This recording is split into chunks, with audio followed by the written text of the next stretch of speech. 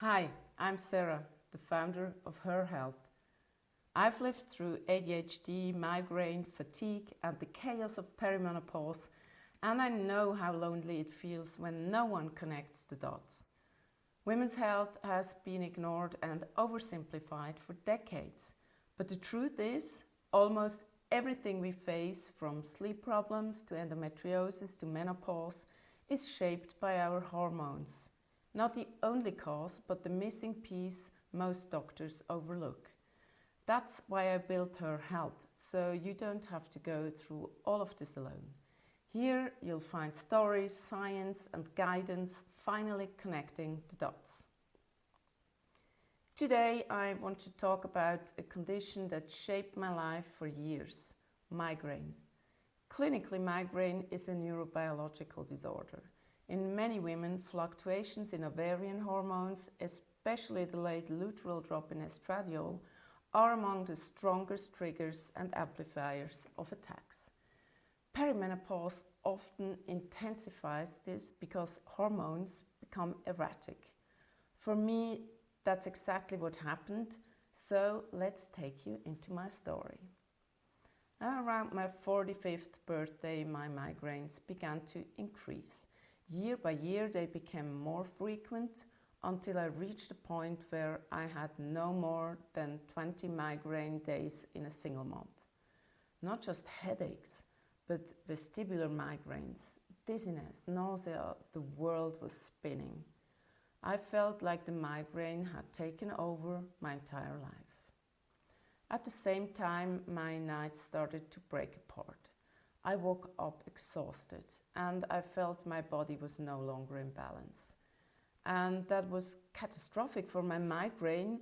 What had once been isolated attacks now began to escalate, blending into my daily life. Work, family, social life, everything had to adapt to migraine. And I realized this wasn't just occasional pain anymore. It was a disease that defined my life.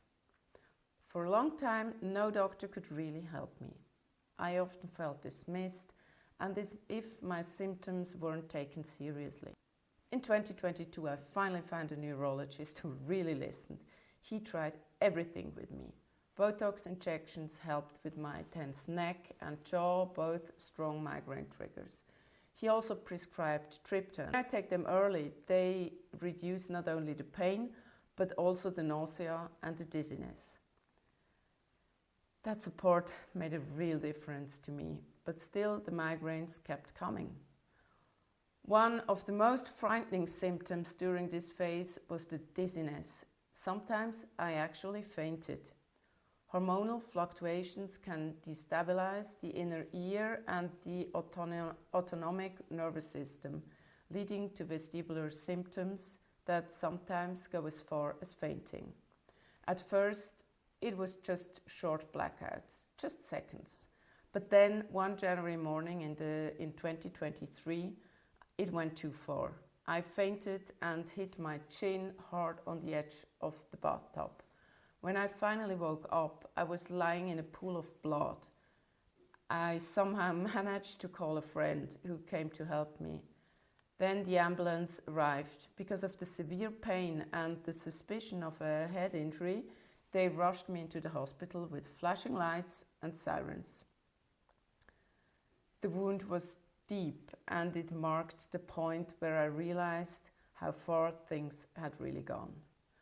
After the accident, the headaches became unbearable. I needed painkillers every single day just to function, and even then I could hardly manage my daily life.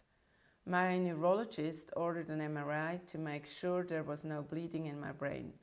But when I went back to my general practitioner, instead of support, I got blame. She told me my headaches were only so bad because I was taking too many medications. She scolded me for having the MRI because she thought it was too expensive. And finally, she said I had to go back to full-time work immediately, or my employer might fire me. It wasn't just medically wrong, it was a complete lack of empathy. She didn't take me seriously.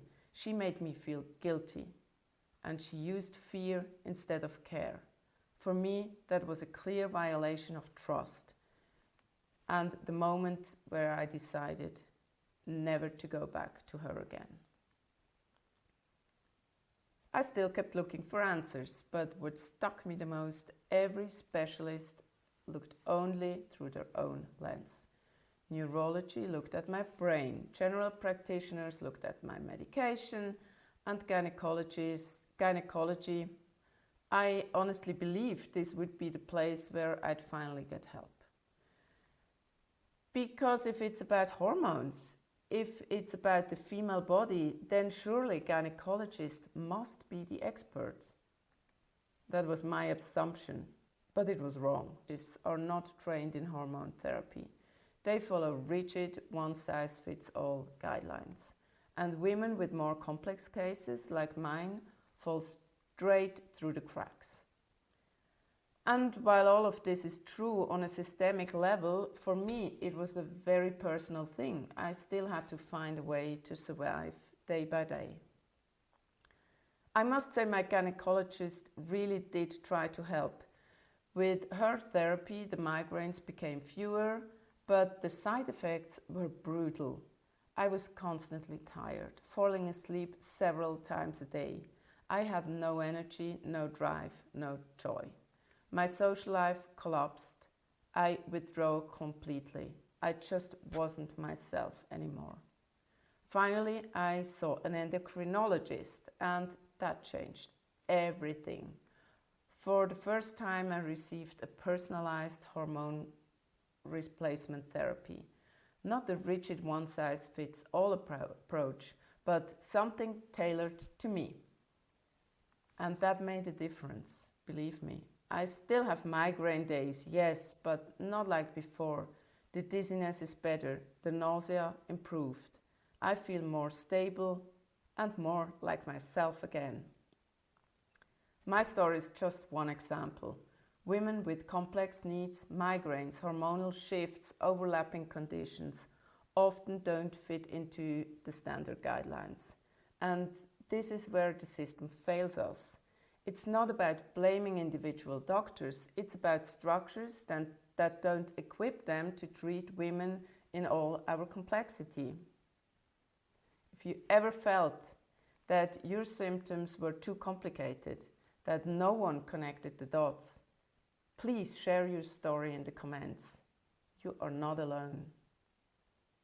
And until my freebie landing page is live, DM me the word migraine on Instagram, and I'll send you my free guide directly. You'll find the link to my account below this video.